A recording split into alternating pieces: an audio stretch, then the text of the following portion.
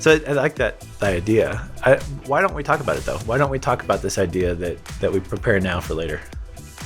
My thought specific to quarantine is that right now feels so oppressive that it's hard to look past it. But does it feel oppressive to you?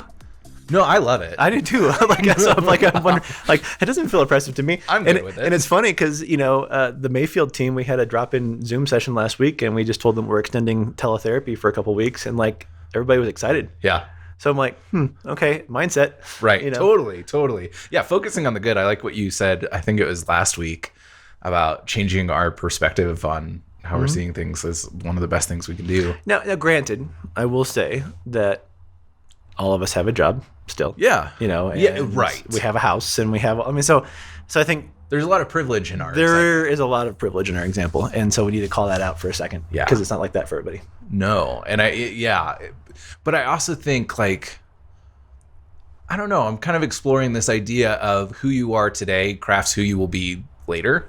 And so if you're right now, and I'm gonna call myself out specifically rather than calling anyone else out. If it convicts you, then that's on you. But if I'm sitting in my house watching Netflix, playing video games, going on walks and not doing anything productive, eating very poorly, and like our last episode. Yeah, and just not engaging with the world around me in a present way or in a way that is beneficial to me as a person, which has been true for several days. I don't nothing's going to change when I go back to work. It's just going to be harder because then I'm going to get to work and I'm going to be like, you're telling me I can't watch The Office? While I'm sitting here with... Yeah. Well, I have my puppy on my lap. Yeah, and I think that's a great visual of preparing well. And we talked about this, we talked about commuting. Yeah. We talked about changing up, grieving, or all that kind of stuff. Yeah. These are just the skills that we need to be able to do this well. Yeah. Because we are going back. It's going to happen. Right. We don't have an option, really. No. It has to. Whether it's June 1st, July 1st, right. September 1st, January 1st, whatever. June 1st again. Yeah. Right. I know.